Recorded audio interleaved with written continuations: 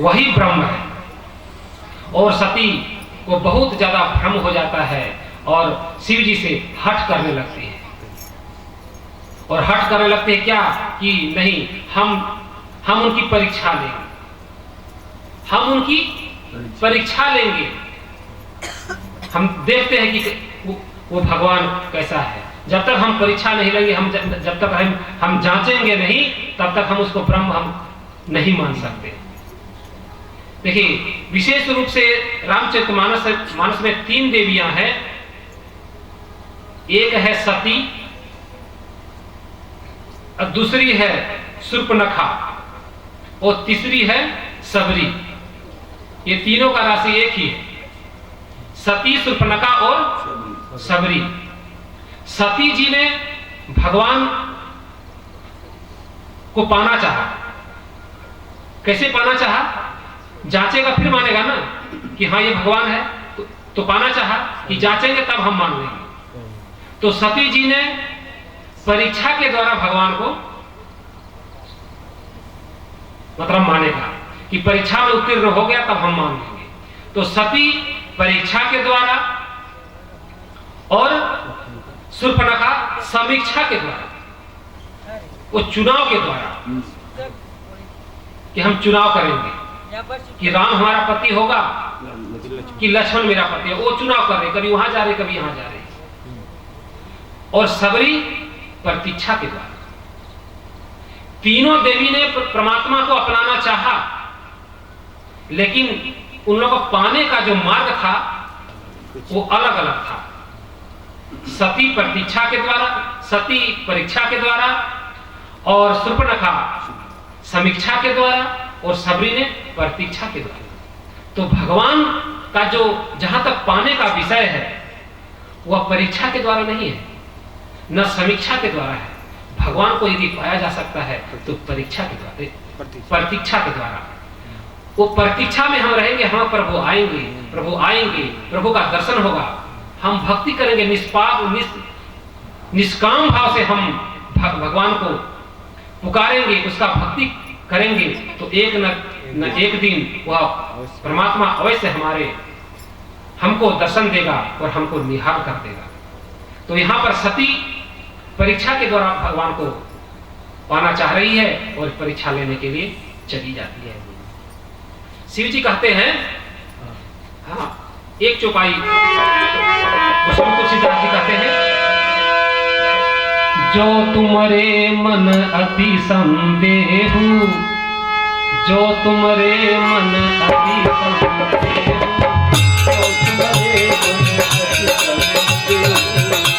तुम्हारे मन अति संदेह, जो तुम्हारे मन अति संदेह, जो तुम्हारे मन अति संदेह, जो तुम्हारे मन अति, तो किन जाए परिहाले हो, तो किन जाए परिहाले, तो किन जाए। शिव जी ने कहा सती जी से, यदि तुमको ऐसा संदेह है और तुम संदेह को दूर करना चाहती है तो जाके तुम परीक्षा जाके तुम ले सकती हो। तो परीक्षा के द्वारा भगवान तो मिलता नहीं है। भगवान कैसे मिलता है? वही प्रतीक्षा के द्वारा, परीक्षा के द्वारा नहीं। अब ये सती जा रही है उधर। एक विद्वान का बड़ा ही सुंदर दृष्टांत है। कहते हैं, बोलिए राजा रामचंद्र भगवान की जय।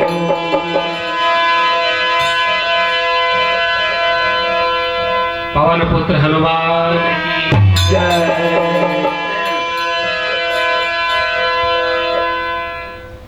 सती तो परीक्षा लेने के लिए जाती है और वो चली जाती है और पति की अवहेलना करके जाती है। उन्होंने सहज भाव से शिव जी ने सती जी को भेजा नहीं है। उनका हठ, अत्यंत हठ, एक बाल हठ होता है, एक त्रिया हठ होता है। वो हठ के कारण सती चली जाती है और पति की आज्ञा का अवहेलना करके चली जाती है और जाकर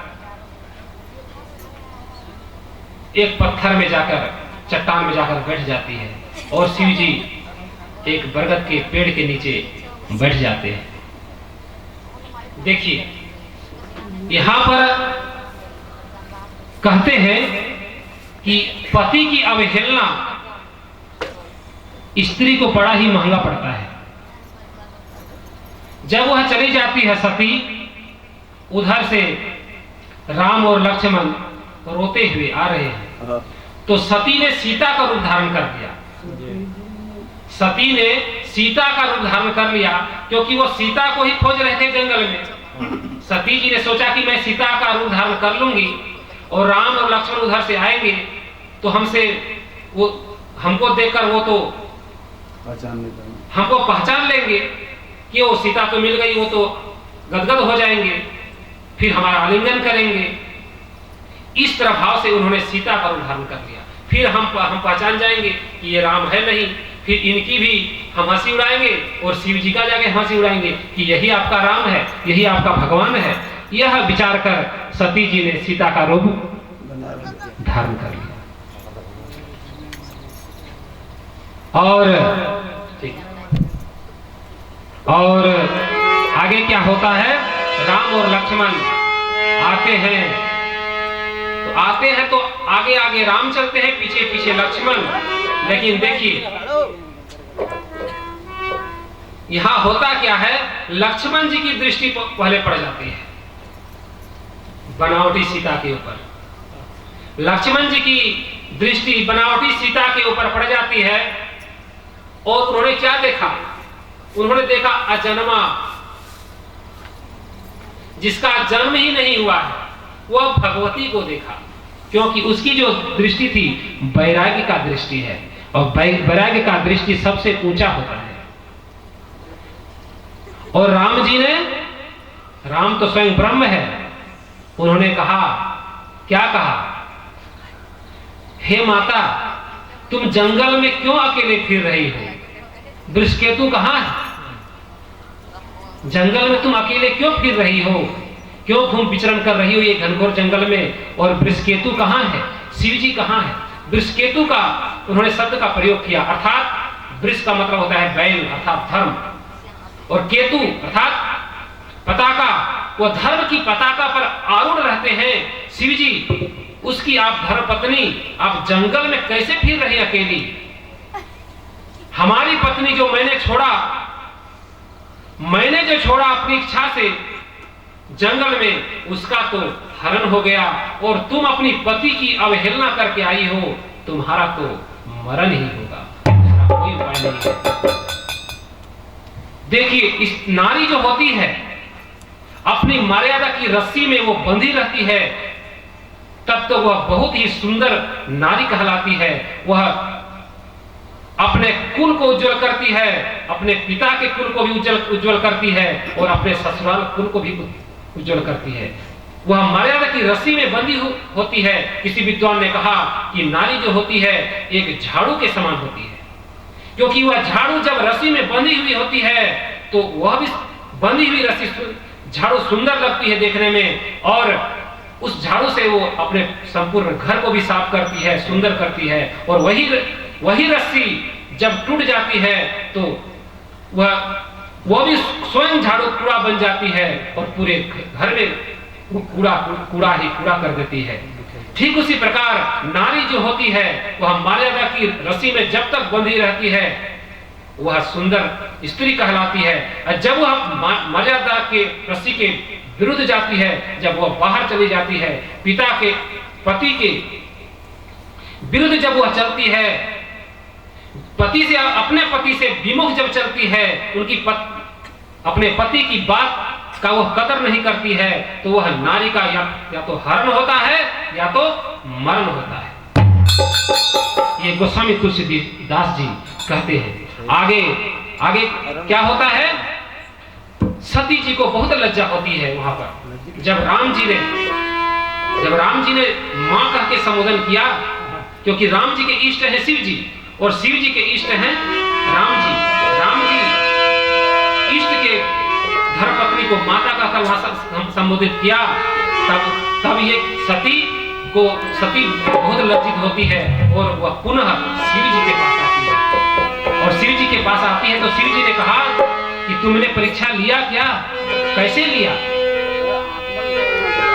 तो सती जी देखिए फिर यहाँ पर झूठ बोल देती है। एक तो पति की आज्ञा का उल्लंघन करके वह जाती है और जाने के बाद दूसरी गलती करती है कि सीता का रूप धारण करती है, जबकि सीता राम की पत्नी है, वह सीता का रूप धारण करती है। शिव जी का इष्ट की माता है सीता। ध्यान से सुनिएगा, शिव जी का इष्ट राम जी के पत्नी सीता, तो इष्ट की माता माता हो गई। और शिव जी जो राम के इष्ट है, और शिव जी की पत्नी जो है धर्मपत्नी सती, वह राम जी के माता होगी। जब वह बहुत लज्जित होती है, जब शिव जी के पास वह आती है तो शिव जी कहते हैं कि परीक्षा तुमने लिया? बोला हाँ परीक्षा तो ले लिया। कैसे लिया? बोला ऐसे लिया, गया और प्रणाम करके आपके जैसा मैं प्रणाम करके मैं चली आई। देखिए 3 जगह उन्होंने गलती कर गई। यदि सती चाहती कि प्रभु जी हमसे गलती हो गई, मैंने सीता का रूप धारण किया और मैं बहुत लज्जित हो गई, हमको राम जी पहचान गए, मैं क्षमा मांगती, हमको नहीं जाना चाहिए, पति का आदेश का पालन करना चाहिए, मैंने हट करके आपकी बात को नहीं माना और मैं चली गई, हमको क्षमा कर दीजिए। ऐसा यदि करती तो हो सके शिव जी भोले हैं, दयालु हैं, वो माफ भी कर देते।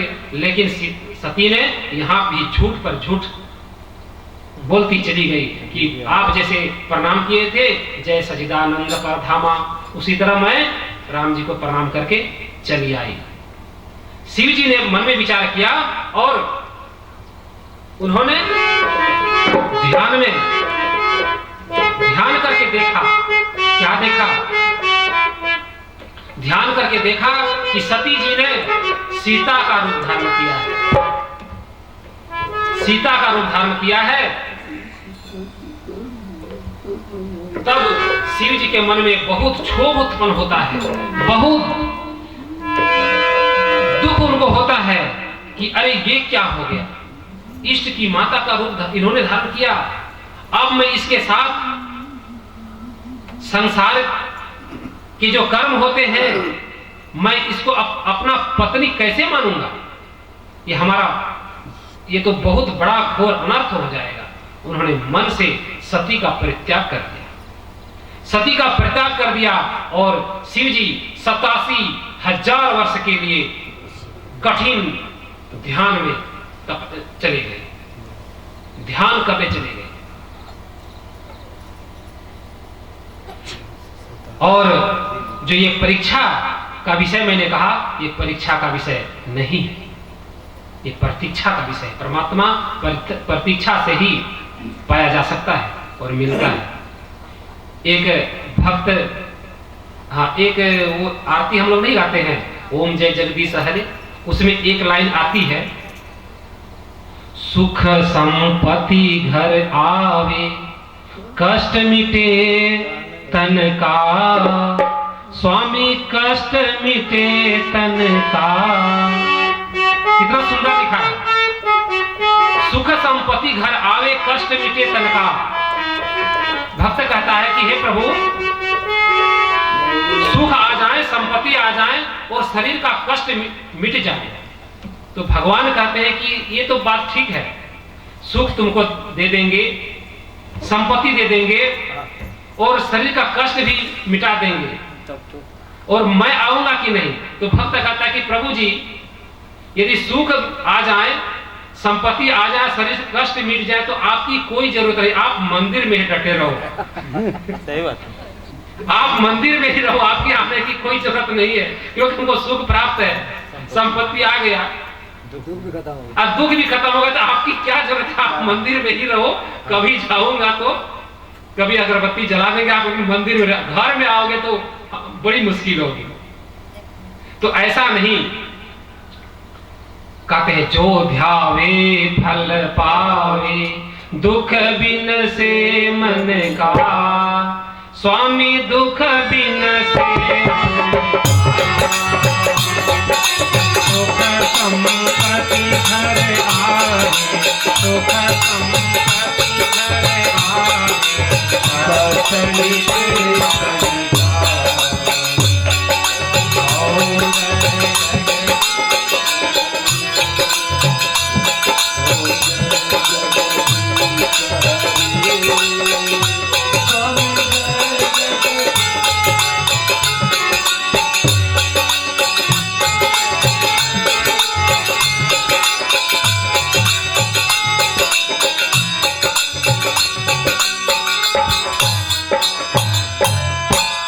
बोली भूतनाथ शंकर भगवान की जय।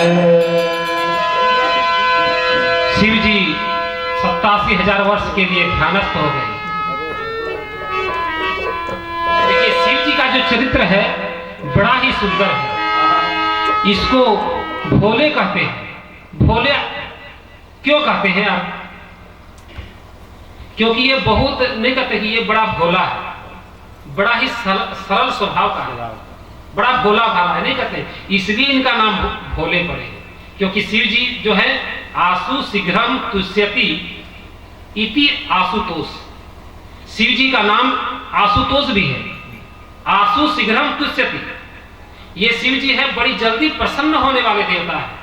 अब बहुत जल्दी प्रसन्न हो जाते हैं। इनको कुछ नहीं चाहिए, इनको जो भी आग धतूरा जो भी आप चढ़ा दीजिए तोड़ के प्रसन्न है। नहीं कुछ तो बेलपत्ता सुरख लीजिए और चढ़ा दीजिए, ये भोलेनाथ प्रसन्न हो जाएंगे। एक बार की बात है, एक भक्त, एक चोर समझिए, तो भक्त नहीं उसको चोर ही कहा जाएगा। एक चोर चोरी करने के लिए गया। चोरी करने के लिए चला गया तो कहां चला गया? शिव जी के मंदिर में ही चला गया। इधर उधर तो चोरी करता था, वो शिव जी के मंदिर में चोरी करने चला गया। और वहां पर क्या था, वो घंटा जो होता है ना, बड़ा घंटा जो हम लोग बजाते हैं, जाते हैं शिवालय तो शिवरात्रि में, वो सोने का घंटा था, सोने का घंट था।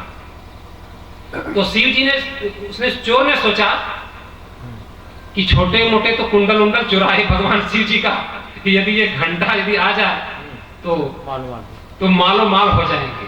और फिर उसके बाद चोरी खत्म, उसके बाद चोरी का एंडिंग लास्ट। अब कुंडल, ये तो पार्वती का नक्चना चुराए थे, कुंडल वो तो बेच के खा गए, वो खत्म हो गया। और ये यदि वो हाथ में वो आ जाए बड़ा घंटा तो चोरी तो खत्म ही हो जाएगा, हम संपत्तिवान बन जाएंगे। अब तो चले गए वहां पर मंदिर में, घुसे मंदिर में। अब मंदिर में घुसे तो देखते कि वो घंटा तो बहुत ऊपर में है। अब हाथ उसका वहां तक पहुंचे नहीं। अब क्या करे क्या ना करे, पीछे भी देख रहे कोई आ तो नहीं रहा। डर भी रहे, चोर का ज्यादा कलेजा नहीं होता है। वो कहीं एक पत्ता गिरा तो भाग गए। तो वो बड़ी डरते हुए उन्होंने आओ देखा ना ताओ, सोचा कि क्या करें। वो शिव जी का जो शिवलिंग जो होता है ना, कहीं मोटे मोटे होते हैं। सारनाथ अमरनाथ में बहुत मोटे मोटे हैं उधर। हम लोग इधर तो छोटे छोटे मंदिर में छोटे छोटे शिवलिंग होते हैं, वहां पर ज्यादा ही बड़ा था शिवलिंग। अब क्या हुआ, वो शिवलिंग पर चढ़ गए चोर, और जैसे ही शिवलिंग पर चढ़े और घंटा को पकड़े, क्यों ही शिव जी का प्रकट हो गया। वहां शिव जी साक्षात प्रकट हो गए। अब चोर घबराए। अब शिव जी को साक्षात प्रकट होकर देखकर हाथ में डमरू लिए, त्रिशूल लिए, चोर घबराया। शिव जी ने कहा, बेटा वर मांग, कि पुत्र वत्स वर मांग। चोर खूब घबराया, बोला भगवान मैं चोर हूं। शिव जी बोले कुछ नहीं, वर मांग। तो चोर कहते प्रभु मैं चोर हूं। अब शिव जी कहते तुम वर मांगो, और ये डर है पूरा कि ये त्रिशूल कहीं ना चला दे हमारे ऊपर। ये करे भगवान मैं चोर हूं, मैं जा रहा हूं, मैं चोर हूं, मैं जा रहा हूं। शिव जी कहते वर मांगो चुपचाप। देखिए उनको शिव जी ने बोला कि तुम डरो मत, तुम्हारे जैसा भक्त तो हुआ नहीं आज तक, तुम डरो नहीं। तुम्हारे जैसा भक्त तो आज तक हुआ ही नहीं। कोई चापाकल का पानी एक लोटा चढ़ा देता है, मैं प्रसन्न हो जाता हूं। कोई धतूरा का फल चढ़ा देता है, कोई औकन का फूल चढ़ा देता है तो मैं प्रसन्न हो जाता हूँ, कोई बेलपत्र चढ़ा देता है मैं प्रसन्न हो जाता हूँ। और आज तो तुम अपने आप को हमारे ऊपर चढ़ा दिए हो, मैं तो अति प्रसन्न हूँ। बोलिए शंकर भगवान की। तो ऐसे शिव जी हैं। शिव जी ध्यानस्थ चले गए और सती जी भी देखिए अब 87,000 वर्ष के लिए ध्यान में चले गए और सती जी क्या करती है, उनकी सेवा में लगी हुई है। और आजकल की नारी यदि कोई 4 साल के लिए पति कहीं चला जाए तो अपना अतिथि लेकर मायके चले जाएगी। आजकल की नारियों बड़ी ठसक है, वो मानती नहीं किसी की। बोलिए राजा रामचंद्र भगवान की जय।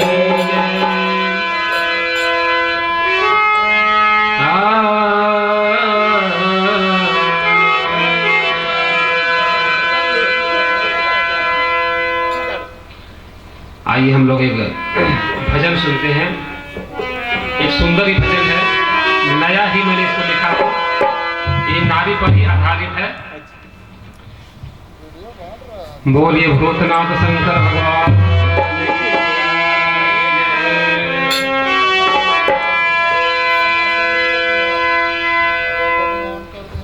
नारी नारी जिन कहो,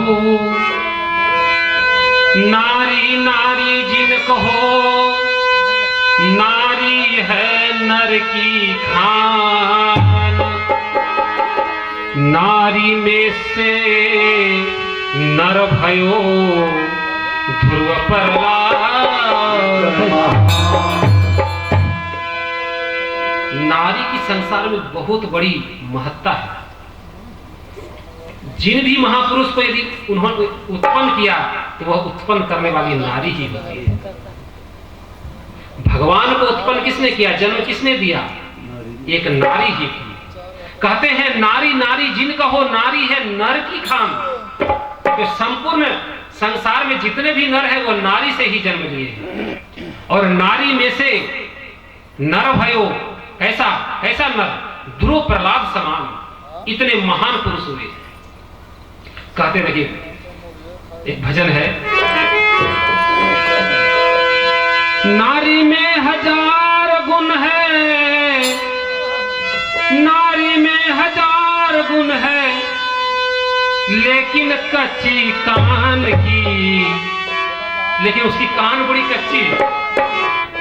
गुण तो अपार है लेकिन एक अवगुण दे दिया भगवान ने, उसका कान बड़ी कच्ची होती है। यदि